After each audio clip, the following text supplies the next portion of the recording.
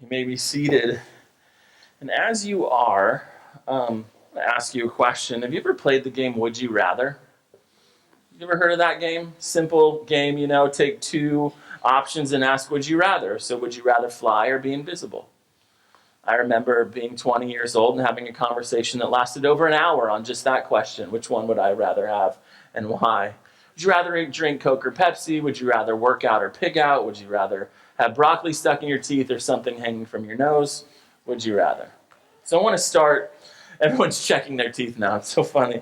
I want to start this morning with a would you rather question to ponder as we get into the text for this morning. Would you rather go blind or go deaf? Notice I said go blind or go deaf rather than be blind or be deaf. In the scenario that I've painted for you, you had the ability at one point and then you lost it. Which one would you choose? After thinking about it, for me personally, I think I'd rather go deaf. I'd miss music. I'd miss the sound of my wife's voice. I'd miss the sound of my kids laughing. But I would rather lose that than miss seeing them. For me, going blind would be more devastating than going deaf. I'd rather be deaf than blind. Both are terrible, but for me, blindness would be worse. In the Bible, there are two kinds of blindness. Physical blindness on the one hand, spiritual blindness on the other. And it's the second one that we're going to talk about this morning. Far more devastating than being physically blind is being spiritually blind. Would you rather be physically blind or spiritually blind? There's really no question in the Bible which one is worse. Spiritual blindness is devastating, it's catastrophic, it handicaps the soul and ruins the life. So spiritual blindness is the inability to understand who Jesus is. It's the inability to see him, that it's missing what he's saying, and it's not seeing, it's not perceiving, it's not understand why that there's nothing greater, that there's nothing more wonderful, that there's nothing more satisfying than Jesus. The first time we saw this spiritual blindness, it was in Mark chapter 4, verse 12. You don't need to turn there, but in Mark chapter 4, verse 12, Jesus talked about people who see but don't perceive. They see him talking, they see him doing miracles, but they don't perceive that what that teaching and what those miracles were supposed to convey to them, they don't get it. It's blocked off to them. It makes no sense to them. These people saw Jesus with their eyes, but they were blind to who he really was and what he was really saying. Turn to 2 Corinthians chapter 4. I want you to see an explanation of spiritual blindness before we get started in Mark chapter 8. 2 Corinthians chapter 4. If you got one of those Bibles that we hand out, it's on page 826. 826. 2 Corinthians chapter 4. Where Paul is describing spiritual blindness. They just can't see why Jesus is such a big deal. Verse 3 starts to tell us why. 2 Corinthians 4:3 says, even if our gospel is veiled, it is veiled only to those who are perishing. In their case, the ones who are perishing, the ones who their gospel, they can't see it, they can't see the good news of Jesus. In their case, the God of this world has blinded the minds of the unbelievers to keep them from seeing the light of the gospel of the glory of Christ, who is the image of God. We learned some things about spiritual blindness from this passage. The first thing, if you look back at the text, spiritual blindness affects all non-Christians. Notice what it says. He blinded the minds of the unbelievers, that their minds were blinded. Second, spiritual blindness blocks non-Christians from seeing just how wonderful Jesus is. Look at it. It says spiritual blindness keeps them from seeing the light of the gospel of the glory of Christ. Third, spiritual blindness leads to eternal death. He says at the beginning, if our gospel is veiled, it's veiled only to those who are perishing. They don't see the good news in order to embrace it. They can't see it. It's hidden from them. And as a result of that, they are perishing. And notice, spiritual blindness comes from the activity of Satan. Notice it says there, in their case, the God of this world, Satan himself, has blinded their eyes. He blinds their eyes, they can't see. And what we're going to see in a second is that spiritual blindness can only be healed by a creative act of God. Look at verse 5. For what we proclaim is not ourselves. We don't want ourselves to be famous. We want Jesus to be famous. We were proclaiming Jesus Christ as Lord with ourselves as your servants for Jesus' sake. Now notice this. For God, who said, let light shine out of the darkness. When did he say that? He said that at creation. Let light shine out of darkness. He has shone in our hearts to give the light of the knowledge of the glory of God in the face of Jesus Christ. After all we've seen week after week here, as we look at Mark and we see Jesus and we marvel at him and we're amazed by the things that he said and the things that he did week after week, month after month here, I can think of nothing more devastating than hearing all of that, seeing all of that with our eyes, hearing that with our ears, but not perceiving it, completely missing it. The God of the universe put on a body and lived among us. He still is one of us, and lots of people, thousands of them, tens of thousands of them missed it. If everything we just saw in 2 Corinthians 4 is true, then there is no condition we face, no disease, no disorder, no experience, no handicap, no condition at all worse than spiritual blindness. Unlike physical blindness, you don't even know you have it if you have it. Unlike physical blindness, you think everything's okay when it's not. But like physical blindness, you can be in danger and not even know it. Since this is the case, what you and I need is we need to understand spiritual blindness so we can avoid its devastation. Its devastation is real. We're going to see it in our text this morning. We need to know this exists, that this is the condition of every human soul apart from grace, blind to God, blind to truth, blind to why Jesus is so precious. Like it says there, blind to the glory of Jesus, to the greatness of Jesus, that he is wonderful, that he's more satisfying than anything else, more influential, more beautiful than anything else. And when we don't see that, we are spiritually blinded to that. And we also need to know this exists so we can avoid its devastation. Nothing can be more devastating than what happens to a person when they're spiritually blind. So open to Mark chapter 8. Mark chapter 8. If you got one of those Bibles from one of the ushers, that's page 720. Mark chapter 8. In this passage this morning, we're going to see 5 characteristics, 5 marks of spiritual blindness. If you're taking notes, that's point number 1. 5 marks of spiritual blindness. There is no group in the book of Mark that better represents what it means to be spiritually blind than the religious leaders of Jesus' day, the scribes, the Pharisees, the Sadducees. They lived their lives, so they thought, to know, love, and serve God. And when God showed up, when God was doing miracles, God was saying things and doing things to open their eyes to the truth, they walked away. They walked among him and they walked away from him and they didn't see him. They missed him. They hated him. They wanted him dead, and they got their ultimate wish. Spiritual blindness is behind their request. They're saying, we want a sign. Open our eyes. Help us to see who you really are. Spiritual blindness is behind their hatred. It leads to the devastating consequence in verse 13 that we're going to see in a minute. Let's look at the passage. Mark chapter 8, starting in verse 10. And immediately he got into the boat with his disciples and went to the district of Dalmanutha. The Pharisees came and began to argue with him, seeking from him a sign from heaven to test him. And he sighed deeply in his spirit and said, why does this generation seek a sign? Truly I say to you, no sign will be given to this generation. And he left them, got into the boat again, and went to the other side. Let's jump into the text. The first mark of spiritual blindness is that enemies become allies against Jesus. Enemies become allies against Jesus. That's not in our text specifically, but Matthew, who is at this event, also describes this confrontation.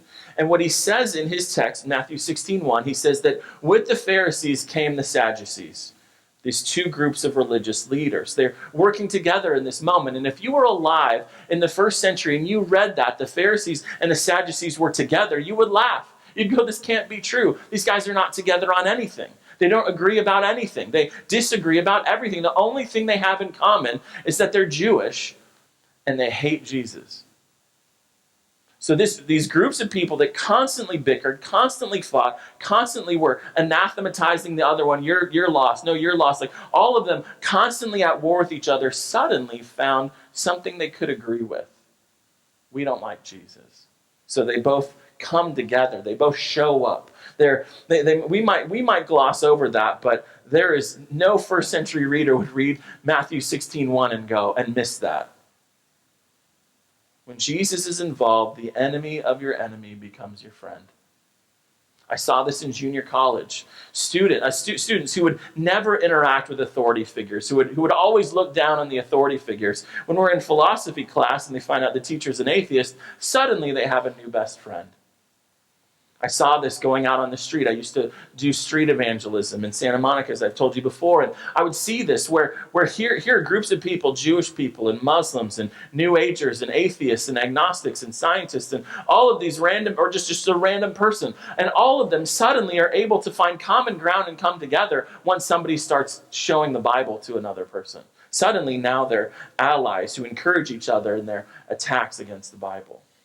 People who'd never talked to each other suddenly find that they have anti-Jesus in common. This is like the 9/11 thing with the Pope the other day.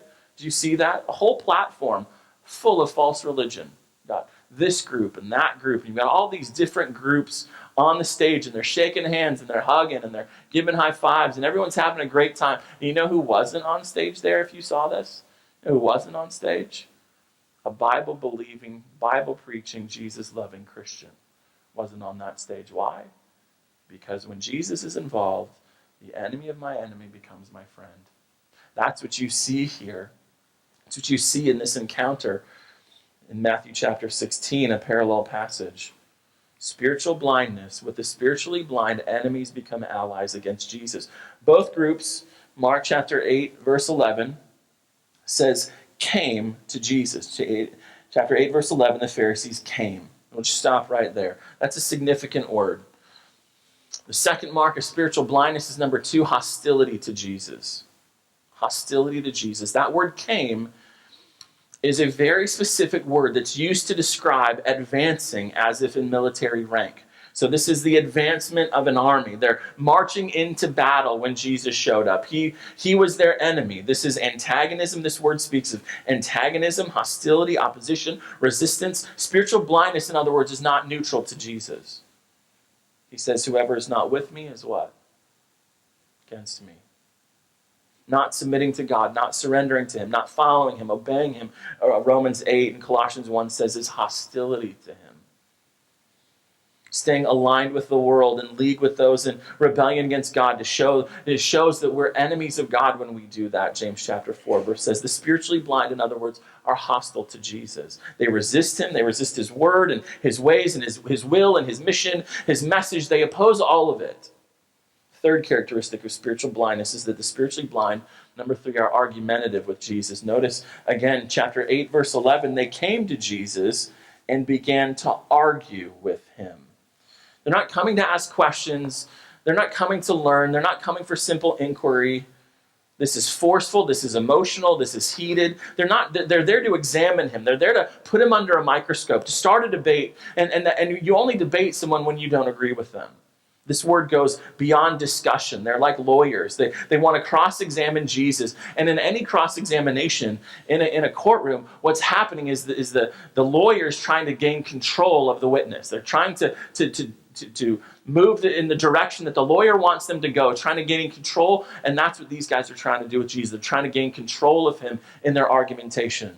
That's what this word means. Very vivid word. The hostility of the spiritually blind comes out in argumentation. They hear the clear words of the Bible and they argue with it. They're not on Jesus' side. They're debating, they're disagreeing. Shows that much of the time they might be fine with you being religious and pat you on your head, for your childish superstition.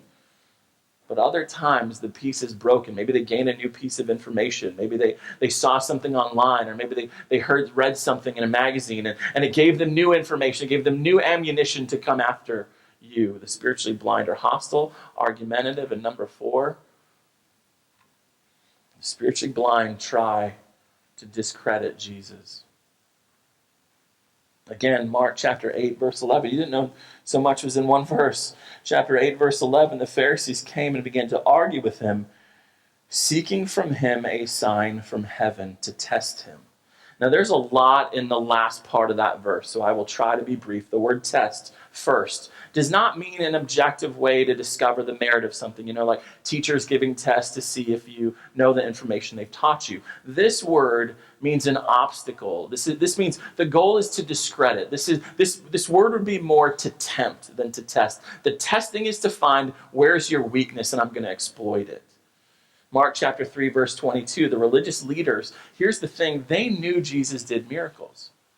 If you go back and read Mark, he did miracles right in front of them. So this was not an issue like, we haven't seen any signs, so could you do one, please, so that we could figure out who you are? They all knew what Jesus was doing. They'd all seen him do miracles before. Read chapter 2 again. He heals a man right in front of them. He was already doing miracles the Old Testament said the Messiah would do. So to ask him for another miracle is an insult. It's like, asking God to do a magic trick. Pull a coin out of my ear. It's like God would I create the universe. Like, what are you talking about? Do a parlor trick for you. He's God. Like, what more do I need to do? But there's more to it. Deuteronomy 13. God gave one of the tests for a true prophet. There'd be prophets out there. There'd be teachers out there saying, hey, listen to me. Hey, here's what God says, and follow me. Here's what God says. And so God says, here's the way to test the prophet. If a prophet does a sign, does a miracle, and then after his miracle says, hey, come follow me. Hey, leave your commitment to God and come follow me. If a prophet does that, he's false. Don't listen to him. Well, for the religious leaders of Jesus' day, that's what they think Jesus is doing. Right? His teachings are different. His practice, the things that he was telling his disciples to do, was different. He rejected their rabbis. He rejected their traditions. So in their mind, he's doing miracles and he's leading people away from God. So in their mind, they thought it was right to reject him and even to kill him. They'd be obeying God. So they try to test him. Not, hey, I want to find out who you are. They're testing him to confirm what they already believe about him, which is that he did miracles by the power of Satan. That's what they said, chapter 3. So remember, they're not there to learn. They've arrived to do battle against an opponent. Their opposition against Jesus is fixed. They've already come to their conclusion. Jesus is satanic and needs to die. And here's the thing about miracles. Rabbis, going off of the book of Exodus, rabbis believed and taught at the time that Satan can do miracles, but his miracles are only earthly. Just like Pharaoh had his magicians who were able to copy all of the things that Moses was able to do. If you remember that account, that these magicians were able to do the same thing. So the rabbis deduced that Satan can do earthly miracles. He can do that kind of stuff, but he can't do heavenly miracles. Did you notice in chapter 8, verse 11, it says, give us a sign, notice what it says there, from heaven. Because only God could do miracles from heaven. Satan couldn't do that in their understanding. So they come to him and say, give us a sign from heaven. But by asking him to do this, they're being crafty. They're trying to prove their position, and here's how. This test, in their mind, is going to expose him as a fraud. It's going to discredit him. It puts him on the horns of a dilemma, and the dilemma kind of goes like this. If I ask you to do this sign from heaven, and you say no, well, it just proves that you're not the Messiah, Jesus. It proves that you don't deserve all these people following you. You're just a fraud. Why is that? Well, they would think like this. Moses is the greatest prophet of the Old Testament. He did incredible miracles. The Messiah is greater than Moses. So if you can't do miracles better than Moses, if you can't do signs from heaven just like he did, then you can't be the Messiah. If he says no, it's because he can't, which means he's not from God. He's a fraud. He's not the Messiah. He's satanic, just like we thought. What if he says yes? What if they ask for a sign and he says, sure, I'll do it? This is going to prove he's a fraud too. And here's why. Because in their minds, if he says yes, they're confident he's going to fail. He's not going to be able to pull it off. And if he does pull off some kind of miracle, it's only going to be earthly. It can't be heavenly. They believe they've got him in a corner. And that no matter which way he goes, it's going to prove what they think, that he's satanic and not the Messiah. And I want to come back to this word test, because this is critical. Verse 12, where it says that they did this to test him. This is a very significant word. Again, this word means this is a test to prove Jesus is who they think he is, not who he says he is. They already have their conclusion in mind. This word test has been used one other time in the book of Mark so far, and it's in chapter 1. Do you remember who else put Jesus to the test in order to discredit him? Mark chapter 1, verse 13 says, and Jesus was in the wilderness 40 days being tempted, being tested by Satan. They thought Jesus was satanic when they were being more like Satan than anyone else in the book of Mark so far, testing Jesus just like Satan did. The spiritually blind are never more like Satan than when their hostility is boiling over and all their planning and all their studying is all bent on discrediting Jesus, discrediting the Bible, pushing the Bible aside so they can get to what they really think is important. What does this do to Jesus? How does Jesus respond to this? What's the divine response to this? The first is grief. Take a look at verse 12. And he sighed deeply in his spirit. How does God respond in the face of spiritual blindness? This is not just Jesus' response to these specific people. This is God's constant response to spiritual blindness. This is a very important moment. Because again, he has given these people signs. They knew that Jesus was doing miracles. He'd done miracles that were meant to give irrefutable proof. And he did hundreds of them, thousands of them, over and over again, with small groups of people, with individual people, all the way to thousands of people. He did incredible miracles. The word was spreading all over the place. Thousands and thousands had been healed and been saved. Like, there's so much miraculous activity to give irrefutable proof that he's the rescuer, the promised Messiah, that he's the king of the universe, that he's God with skin. Now the signs, notice it says here, now in this moment, the signs are over. They've cut themselves off from him. He confirms them in that abandonment. And his first response is grief. He sighs deeply. This is deep, intense emotion. When I first read it, I thought it was a sigh of frustration, of being annoyed, but it's not that. This is a sigh of sorrow. This word conveys deep despair from the bottom of his heart at the blindness, at their unbelief. This rejection wounded him because he knows the consequences of their rejection are astronomical and eternal. They're ruining their own souls. They're destroying their own lives. And even though they are arrayed in battle against Jesus, even though they're coming to Jesus as their opponents, as Jesus' enemy, as Jesus is seeing their hearts harden right before his very eyes, his heart is breaking on the inside. He experiences grief. Second response to spiritual blindness is opposition. Notice again, verse 12. Why does this generation seek a sign? Truly, I say to you, no sign will be given to this generation. Jesus used language that these people would have recognized. Very significant language. And I want you to turn to Psalm 95. This group, this language, notice the words. I'm going to read a portion of Psalm 95 to you. And notice all of the words that connect to what we just read in Mark chapter 8.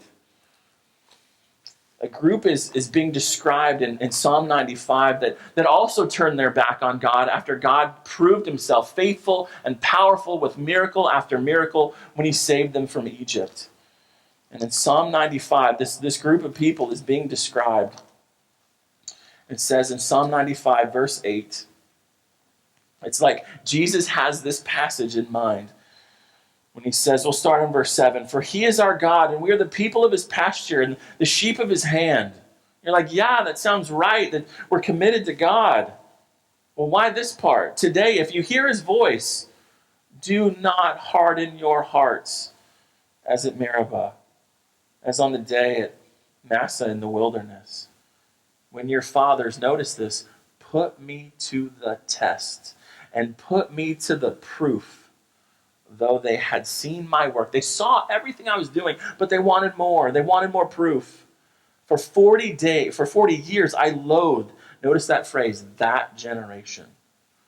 And said, there are people who go astray in their hearts, and they have not known my ways. Therefore, I swore in my wrath, they shall not enter my rest. And if you go back to Mark chapter 8, the construction of those words in verse 12 are an oath, just like we read here. What Jesus is saying in essence is this: I will die before you ever get a sign from me. Jesus is saying, just as God opposed that generation for putting him to the test after all the proofs he gave that you should trust him, so now he's saying to this generation, I'm opposed to you. I'm opposed to the generation that's seeking a sign. Look back at verse 12, that word truly. Chapter 8, verse 12, that word truly is emphatic. It's equivalent to I mean this is true, you can take this to the bank. And like I said, this is an oath. I'll die before this generation receives a sign like they're asking for. Jesus is vehement and solemn and final, and he reassures them they'll get nothing from him at all.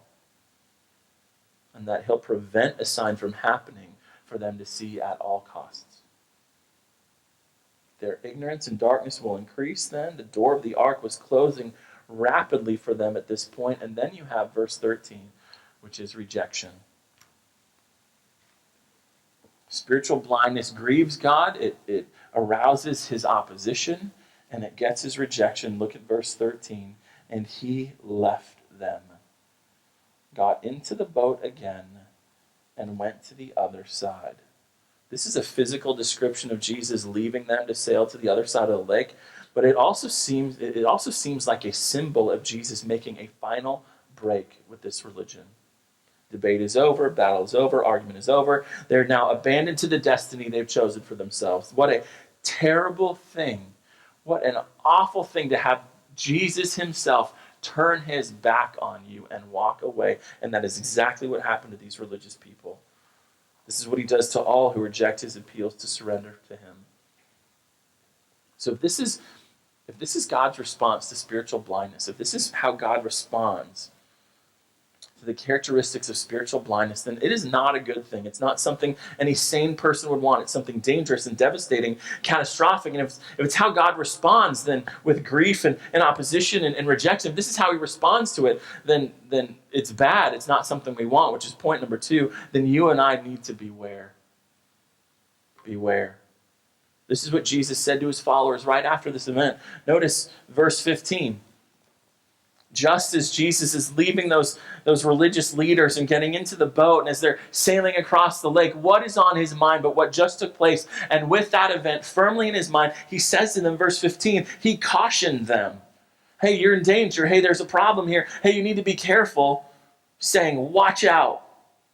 Beware of the leaven of the Pharisees and the leaven of Herod. Here they are cruising along, and Jesus, fresh off this encounter, says, I need to warn my people about this. I need to warn my followers. Watch out. Be careful. Stay alert. Keep your eyes open for this. Make sure that this is on your radar. You're in danger. Be worried. Be warned. And what Matthew does is, Matthew, again, was in the boat at this time. What Matthew says in chapter 16, verse 12, is that what Jesus was warning them about was the teaching of the Pharisees. The things that, the infiltration and the further propagation of that blindness. He says, be careful of that. Be careful of their influence. Be careful of how their blindness can get in and start to warp your thinking. Be careful of that. So this is a danger. If it's devastating, if it's catastrophic, and gets the grief and opposition and rejection of God, then who in this room needs to be aware? Who in this room needs to be aware of all this? We all do. But men, let me start with you first as spiritual leaders in your homes. Are you aware of the things in your family that are either encouraging or discouraging spiritual blindness? Are you taking an active role in advancing light in your home and in expelling the darkness from your home? What steps are you taking for God to use you to combat the devastation of spiritual blindness? Jesus says, beware. Parents, if this is as devastating as Mark chapter 8 says it is, if Jesus' warning is as serious as it seems to be, if God heals the spiritually blind, what are you doing to bring the light of the gospel, the glory of Jesus into your kids, into your home, and into your kids' lives? I know you're coming here, and that's awesome. That's great. But spiritual blindness is not a once-a-week danger. It's an everyday danger. We protect ourselves. We protect our families from malnutrition and car accidents and scorpions. But what about the ultimate danger? Spiritual blindness. Like their influential teachings, the spiritually blind are influencing those who are entrusted to your care. Jesus says, beware of them. All of us, especially young people, who is influencing you more as you think about yourself and you think about life and you think about success and you think about your problems, you think about how to fix your problems, or you think about things like fun and love and music and entertainment. Who is influencing you? The spiritually blind or the spiritually sighted. Some of you, those 4 characteristics used to describe you, but your spiritual eyes were healed. At one time, the Bible made no sense to you, but now it does. At one time, Jesus was not wonderful to you, but now he is. At one time, you found yourself not fitting back into the world. You started hanging out with those friends again. You started feeling, I just don't fit in here. And suddenly you started feeling at home around believers. Something changed. At one time, God's grief turned to joy for you. At one time, his opposition turned to peace. At one time, his rejection became eternal, never-ending acceptance. What a rich and wonderful and exciting, fantastic thing to be reminded of this morning, that you once were lost, that you once were blind. But like it said in 1 Corinthians chapter 4:6, God shined the light. He created, he took death to life. He created new spiritual eyes where they weren't before. And now you could suddenly see him and savor him and love him. What a Savior, what a kind God we have. For others of you, those 4 characteristics describe you now. You feel at home with other enemies of Jesus. You're hostile to Jesus in the Bible. You don't want to hear it. You argue with the claims of Jesus in the Bible. You seek to discredit Jesus in the Bible. If that is you, notice from this text, your actions grieve God. Though you are his enemy, he is no less pained by the condition you are in. He sees your enemy actions. He sees your opposition. And there is a part of him, a large part of him, that reaches out to you in love and says, do not destroy yourself. If that is you, you've set yourself up, though, in opposition to God, which is as hopeless as trying to stop an avalanche naked. Like, you have no hope. You got nothing. You're not going to do it with anything. You got no power. You have nothing to figure out how to stop this avalanche, which would be God's wrath, his opposition on your life. And if you continue in your blindness, that's what you'll get. If you stay entrenched and settled and embedded at home in your blindness, then you are awaiting the inevitable eternal rejection of God. And if that is you, it may be that God has brought you here today so that you would hear about your condition, so you would be warned about your condition. He wanted you to hear about it, but he doesn't just want you to have that information. He wants you to be convinced. This passage isn't just talking about guys thousands of years ago, but it's talking about you right now in the 21st century. This is God's way of speaking directly to you, and he's saying, do not harden your heart. Do you want your eyes open? Do you want to see what you've been rejecting? He did this for a man named Paul. This guy was hostile to Christianity, argumentative, doing everything to discredit Jesus, discredit his followers, and actually try to kill them. And here's how he describes what happens when God shines light in the darkness. This is Acts 26:18. He says, when that happens, God will, quote, open their eyes. Acts 26:18. God will open their eyes so that they may turn from darkness to light. They may turn from the power of Satan to God, and that they may receive forgiveness of sins and a place among those who are sanctified by faith in Jesus. And he'll do that for you. He will do that for all who are spiritually blind. He'll do that for you. If you were blind, think about this. If you were blind and you knew there was a 100% cure out there, a cure that worked every single time, you would jump at it. You'd run to it. You would sacrifice to have it. You'd do anything to get it. Nothing would hold you back. No friend, no family member. Nothing would stop you. You'd remove everything from your life that would keep you from that cure. You'd throw yourself on the mercy of the doctor. You'd beg him, please, please, open my eyes. Please help me. Whatever you want me to pay, I will pay it. Just let me know. Give me the price. I'm going to sell everything I have in order to have this cure. Please give it to me. This is what you would do. Whatever price he told you to, you would do anything you could to have that cure. And that doctor is here right now. And he will open your eyes. Run to him. Nothing is better than him. Nothing is better than the spiritual surgery that he will do to your spiritual eyes.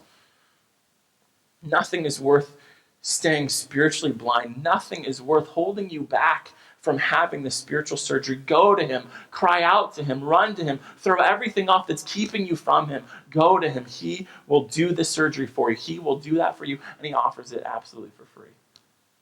Let's pray.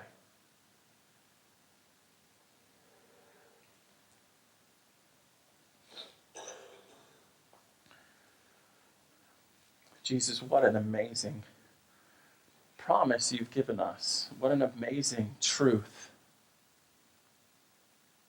Like the man we're going to see next week. He didn't open his own eyes. You opened them. Lazarus didn't raise himself from the dead. You rose him from the dead. You gave him life. And you do the same for the spiritually blind. Oh God, I beg you. For those of us who've experienced it, I beg you that we would find more reasons to worship you and to honor you and to live for you as a result of the grace that you've shown us by opening our eyes to see just how wonderful you are, to embrace the truth and to know your word and to love your people. All of that is a gift from you. Thank you for that. And for others who may be here who are spiritually blind. I think of kids who grew up going to church and think, I just have information, that's all I need. No, it's not. You need your eyes to be open. God, do that work in our midst. Do that work even now. Open eyes. Allow us to see the light. Allow them to see the light of the gospel, the good news of the beauty and the majesty and the wonder and the greatness of Jesus.